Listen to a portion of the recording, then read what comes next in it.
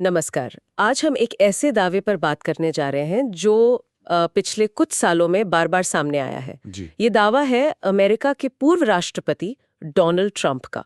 वो कहते हैं कि मई 2025 में उन्होंने भारत और पाकिस्तान के बीच एक बहुत बड़ा युद्ध टलवाया था, शायद परमाणु युद्ध भी। जी, ये दावा वो काफी समय से कर रहे हैं। हाँ, तो आज हम इसी की थोड़ी गहराई में जाएंगे। हमारे पास कई तरह के सोर्सेज हैं, न्यूज़ रिपोर्ट्स हैं, विकिपीडिया के कुछ अंश हैं, नेताओं के बयान हैं। इनमें ट्रंप के अपने दावे, भारतीय अधिकारियों की प्रतिक्रियाएं, पाकिस्तान का क्या कहना है और मई 2025 में असल में क्या हुआ था, ये सब शामिल है। बिल्कुल। तो आज कोशिश रहेगी कि इन सब अलग-अलग कड़ियों को जोड़कर देखें, समझें कि मई 2025 के उस संघर्ष विराम के पीछे की कहानी क्या है या कहानियां क्या हैं। और देखिए, शुरुआत के लिए ट्रंप के दावे अपने आप में बहुत नाटकीय हैं। वो सिर्फ शांति कराने का क्रेडिट नहीं लेंगे। हाँ, वो बताते हैं कैसे कराया। बिल्कुल। कहते हैं कि दोनों देशों को धमकी दी इतने भारी टैरिफ लगाने की। उनके शब्द थे, tariff so high your heads going to spin, मतलब ऐसे टैरिफ के सिर घूम जाए। और वो 7 लड़ाकू विमानों के मार गिराए जाने का भी जिक्र करते हैं। ये संख्या भी वो विवादित रही है। हाँ, और ये समझना जरूरी है, जैसा आपने कहा कि ये कोई एक बार की बात नहीं है। हमारे सोर्सेज बताते हैं कि ट्रंप ने ये बात कई बार दोहराई है अलग अलग जगहों पर।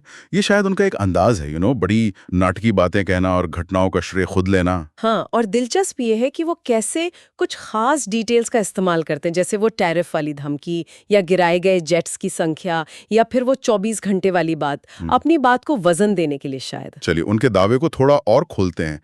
वो साफ तौर पर कह रहे हैं कि परमाणु युद्ध उन्होंने टाला। जी। उनका कहना है कि भाई हालात बहुत गंभीर थे, तो उन्होंने दोनों देशों के नेताओं को फोन किया और सीधी धमकी दी। धमकी किस बात की? कि अगर लड़ाई नहीं रोकी तो जबरदस्त आर्थिक प्रतिबंध, मतलब टैरिफ लगा देंगे।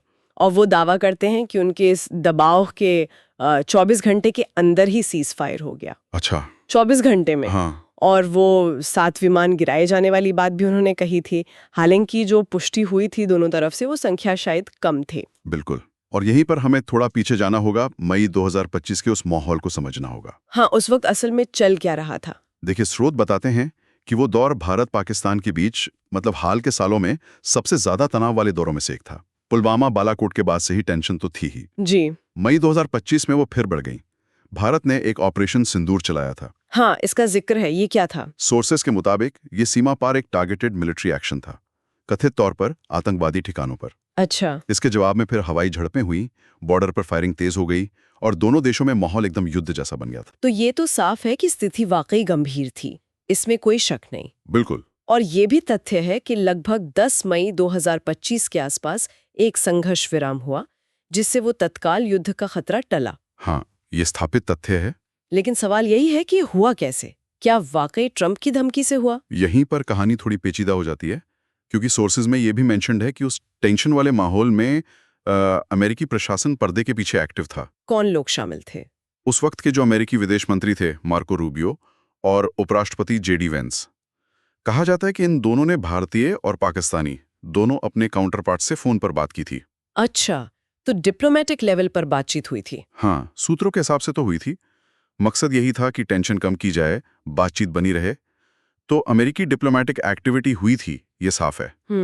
पर सवाल ये है कि क्या ये एक्टिविटी ट्रंप के दावे जैसी थी?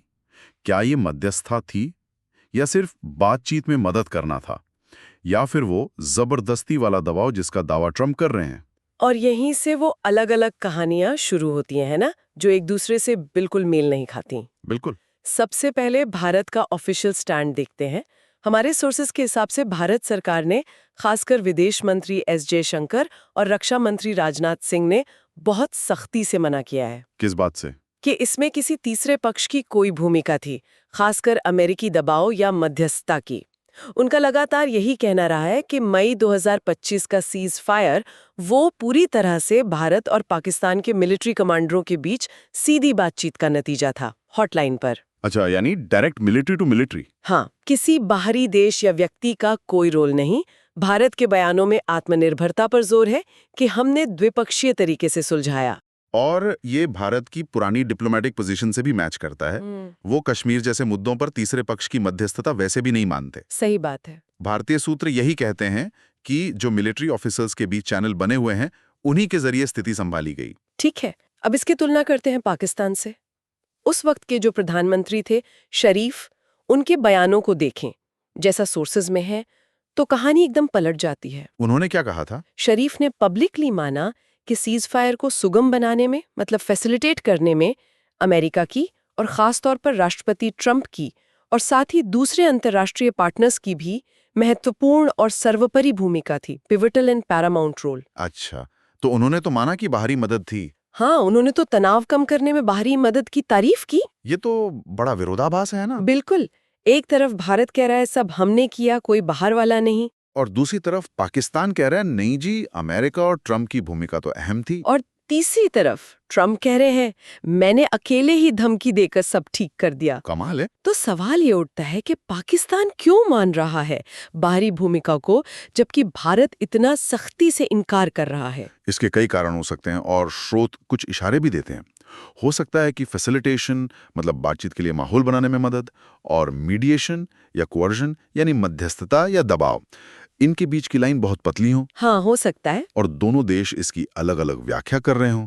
शायद पाकिस्तान अपने रिश्ते, खासकर अमेरिका से, उनको पॉजिटिव दिखाना चाहता हो, इसलिए वो उनकी भूमिका मान रहा है। जबकि भारत अपनी सॉवरेनिटी मतलब संप्रभुता और किसी बाहरी दबाव में न झुकने वाली इमेज बनाए रखना चाहता है, इसलिए वो किसी भी तीसरे पक्ष के रोल को नकार रहा है। बिल्कुल, ये भी मुमकिन है कि अमेरिकी डिप्लोमेट्स जैसे रूबियो और वेन्स, उन्होंने दोनों तरफ संयम रखने को कहा हो, कुछ मैसेज इधर उधर किए हों। हाँ, सामान्य डिप्लोमेसी की तरह। जी, जिसे पाकिस्तान ने अहम भूमिका मान लिया, जबकि भारत ने उसे नॉर्मल डिप्लोमेटिक बातचीत से ज्यादा कुछ नहीं समझा। लेकिन जो मेन पॉइंट है, जिस पर भारत को सबसे ज्यादा आपत्ति है, वो क्या है? वो है ट्रंप का ये खास दावा कि उनकी जबरदस्ती वाली टैरिफ की धमकियों ने काम किया।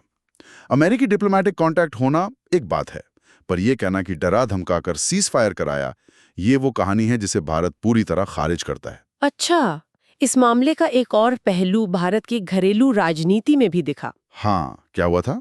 सूत्रों के मुताबिक कांग्रेस के एक सांसद हैं मणिकम टैगोर, उन्होंने पीएम मोदी की आलोचना की। किस बात पर? टैगोर ने सवाल उठाया कि भारत सरकार ने ट्रंप के इन दावों का खुलकर और मजबूती से खंडन क्यों नहीं किया। उन्होंने इसे कूटनीतिक कौशल की कमी कहा, लैक ऑफ स्टेट्समैनशिप, और यहाँ तक कह दिया कि ये एक तरह का समर्पण है, सरेंडर, कि कोई विदेशी नेता ऐसा दावा कर रहा है और भारत चुप है। ये दिखाता है कि ये मुद्दा भारत के अंदर कितना सेंसिटिव है। राष्ट्रीय सुरक्षा का सवाल है, विदेश नीति, राष्ट्रीय गौरव, ये सब सीधे जुड़ा है। बिल्कुल। किसी भी सरकार के लिए ये मानना मुश्किल होगा कि किसी बाहरी ताकत ने, खासकर धमकी देकर, उसे अपनी पॉलिसी बदलने पर मजबूर किया। हाँ। तो विपक्ष का इस मुद्दे को उठाना और सरकार पर प्रेशर बनाना, ये तो स्वाभाविक था। हाँ, ये दिखाता है कि कैसे इंटरनेशनल घटनाओं के दावे घरेलू राजनीति में भी असर डालते हैं। जी। ठीक है, तो अगर हम इन सब बिखरी हुई कड़ियों को जोड़ने की कोशिश करें तो क्या तस्वीर उभरती है? कुछ बातें तो तय हैं। हाँ, क्या क्या? पहला, मई 2025 में भारत पाकिस्तान के बीच गंभीर सैन्य तनाव था। ऑपरेशन सिंदूर हुआ, हवाई झड़पें हुई, ये सच है। ठीक। दूसरा, लगभग 10 मई को एक संघर्ष विराम हुआ, ये भी सच है। बिल्कुल। तीसरा, उस दौरान अमेरिकी विदेश मंत्री और उपराष्ट्रपति ने दोनों देशों के अपने समकक्षों से बात की थी, ये भी रिकॉर्ड पर है। हाँ, ये तो हुए फैक्ट्स। अब आते हैं विवादित हिस्सों पर। पहला और सबसे बड़ा, डोनाल्ड ट्रंप का दावा कि उनकी पर्सनल टैरिफ धमकियों ने 24 घंटे में युद्ध रुकवा दिया, जिसमें वो 7 विमान गिराने जैसी बातें भी हैं, जिस पर बड़ा सवालिया निशान है। हाँ। दूसरा, भारत का सख्त इनकार कि किसी भी तीसरे पक्ष मतलब अमेरिका या ट्रंप की कोई भूमिका थी, और दावा कि सब कुछ द्विपक्षीय सैन्य बातचीत से हुआ। ठीक। और तीसरा, पाकिस्तान का कहना कि नहीं, अमेरिका और दूसरे अंतर्राष्ट्रीय एक्टर्स की भूमिका महत्वपूर्ण और सर्वोपरि थी। तो जो चीज यहाँ खासतौर पर उभर कर आती है वो ये है कि अमेरिकी डिप्लोमेटिक गतिविधि तो शायद हुई थी, हाँ, जिसे पाकिस्तान ने सुविधा माना होगा। बिल्कुल, लेकिन क्या वो ट्रंप के दावे वाली जबरदस्ती वाली धमकी थी, इसी पर गहरा मतभेद है। सही कहा। जो बात खासतौर पर ध्यान खींचती है वो यही है कि ट्रंप की कहानी कि मैंने अकेले ही धमकियों के जोर पर शांति करा दी, इसे भारत पूरी तरह से नकारता है। भले ही पाकिस्तान और कुछ अमेरिकी सूत्र जैसे वो रूबियो और वेंस की बातचीत के रिकॉर्ड किसी न किसी लेवल के अमेरिकी डिप्लोमेटिक जुड़ाव की तरफ इशारा करते हों, हाँ। लेकिन वो जुड़ाव था क्या, उसका नेचर क्या था, और क्या उसमें वाकई ट्रंप की सीधी धमकी शामिल थी जैसा वो दावा करते हैं? यही सबसे बड़ा सवाल है। मतलब डिप्लोमेटिक लेवल पे बात करना, टेंशन कम करने की कोशिश करना, वो एक बात है। और ये दावा करना कि आपने एक सॉवरेन देश को इकोनॉमिक तबाही की धमकी देकर झुका दिया, ये बिल्कुल दूसरी बात है। हाँ, और भारत इसी दूसरी बात को खारिज कर रहा है। जी, उनका पक्ष है कि उनके मिलिट्री कमांडरों ने ज़मीनी हकीकत देखी, अपने प्रोटोकॉल फॉलो किए और उसके हिसाब से फैसले लिए, किसी बाहरी दबाव में नहीं। तो अगर हम इसे समेटें तो मई 2025 के भारत-पाकिस्तान संघर्ष विराम की कहानी के कई वर्जन हैं और ये वर्जन आपस में टकराते हैं।